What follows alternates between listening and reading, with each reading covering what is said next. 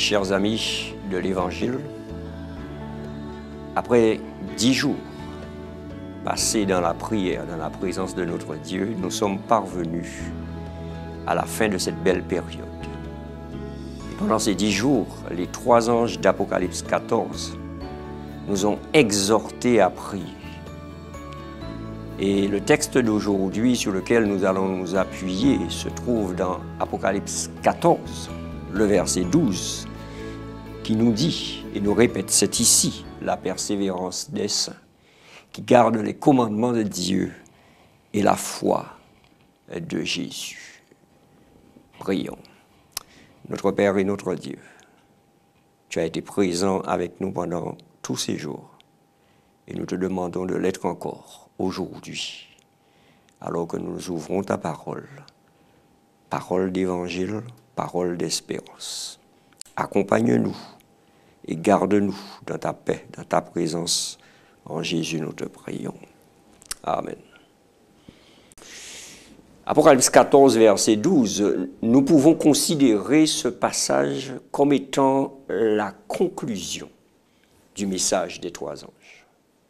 Car ce message a un but, un objectif singulier, préparer un peuple à la rencontre de Jésus. Le message des 3 anges, divinement inspiré, atteint son point culminant dans Apocalypse 14, verset 12. Car lorsque Jean explique le résultat ultime de la compréhension et de l'acceptation du message de fin des temps du ciel, nous sommes au summum de la révélation. L'apôtre déclare que ce message produira un peuple dont il peut être écrit et dit, c'est ici la persévérance des saints qui gardent les commandements de Dieu et la foi de Jésus. Le mot persévérance pourrait être mieux traduit par endurance. Par la grâce du Seigneur, le peuple de Dieu supportera les épreuves des derniers jours et en sortira vainqueur. Il affrontera la fureur de la bête. Il ne cédera pas sur ses convictions de conscience. Bien qu'il ne puisse ni acheter ni vendre et qu'il soit confronté à la persécution, à l'emprisonnement et à la mort même pour l'amour du Christ, il obéira à ses commandements. Ce peuple ne peut pas être contraint de renoncer à sa loyauté envers le Christ. Et chaque membre de ce peuple mène une vie remplie de grâce, exaltant le Christ, obéissant au sein même de monde pécheur, rebelle, désobéissant à l'heure finale de l'histoire de la terre. La parole de Dieu déclare dans l'évangile de Matthieu au chapitre 24 et au verset 13, « Mais celui qui persévérera jusqu'à la fin sera sauvé. » Jésus le dit personnellement à chacun de nous, car il sait qu'il y aura une période de temps durant laquelle il sera encore plus difficile de persévérer jusqu'à la fin, de tenir bon jusqu'au bout, parce que le mal se répandra à un tel point que l'amour, y compris l'amour de la vérité, se refroidira. Vivre à une telle époque sera donc particulièrement délicat pour l'endurance de ses disciples. Il y aura autre chose que nous allons noter dans Apocalypse 14, verset 12. Quelque chose de fascinant. Les croyants de la fin des temps n'auront pas seulement la foi en Jésus, ils auront la foi de Jésus. Qu'est-ce que la foi de Jésus? La foi de Jésus est la même qualité de foi en Dieu que celle que le Christ avait durant l'expérience de la croix.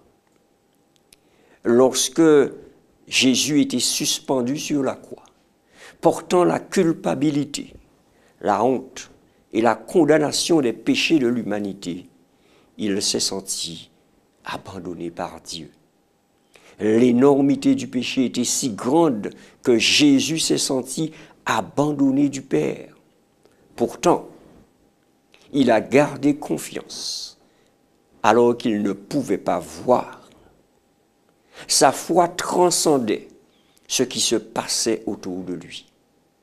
C'est pourquoi ces derniers mots écrits, trouvés dans Luc 23, verset 46, ont été « Père, je remets mon esprit entre tes mains. »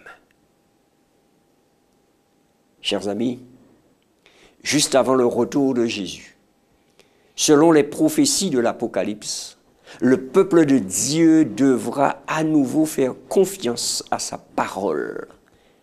Faire confiance à cette parole, même lorsque tout ce qui l'entoure semblera être contre lui. Alors, qu'est-ce qui leur permettra de traverser cette période éprouvante? C'est la foi de Jésus. Comment développer cette foi de Jésus? Tout d'abord, nous devons savoir que tout comme le salut est un don, la foi est aussi un don que Dieu place dans nos cœurs et qui grandit à mesure que nous l'exerçons. La foi de Jésus est une foi de vainqueur. Et Romains 8, au verset 37, le confirme. Mais dans toutes ces choses, nous dit la parole de Dieu, nous sommes plus que vainqueurs par celui qui nous a aimés. Lorsque nous vivons des circonstances difficiles, lorsque nous nous accrochons désespérément aux promesses de Dieu au milieu de ces circonstances, notre foi grandit. Lorsque nous remplissons notre esprit de la parole de Dieu, notre foi grandit. D'ailleurs, Romains 10, 17 nous dit « Or, la foi vient de ce que l'on entend, et ce que l'on entend vient de la parole de Christ. » Ainsi, quand nous reconnaissons notre manque de foi et que nous prions sincèrement pour que Dieu augmente notre foi, celle-ci grandit. Dans notre temps de prière d'aujourd'hui, demandons à Dieu de nous donner de l'endurance alors que nous faisons face aux épreuves de la vie. Implorons le Seigneur pour qu'il nous donne la force d'obéir à sa volonté dans tous les domaines de notre vie et demandons-lui de nous augmenter la foi pour qu'elle soit comme celle de Jésus. Et ce, afin que la foi de Jésus remplisse nos vies et nous prépare à la crise finale de la terre.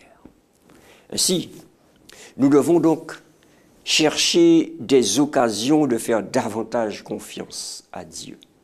Nous devons croire qu'il peut intervenir quelle que soit la situation. Nous devons fortifier notre foi en vue des difficultés à venir. Et alors, un jour, nous vivrons avec Jésus pour l'éternité. Bientôt, ce sera la fin de notre marathon spirituel.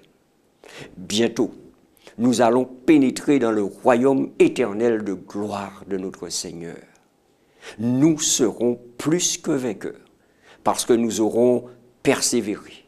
Nous aurons eu la foi de Jésus et parce que nous aurons assiégé le trône de la grâce de prières ardentes et ferventes.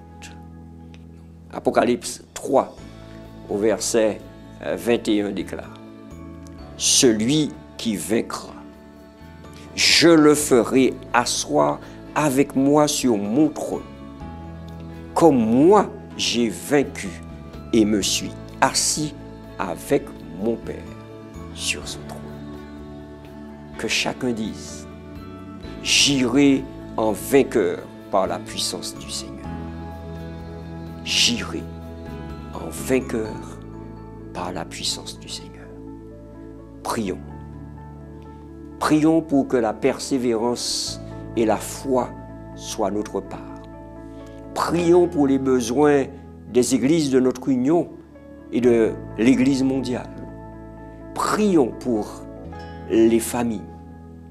Prions pour nos voisins, nos collègues, afin que tous nous puissions être dans la persévérance et que nous soyons plus que vainqueurs.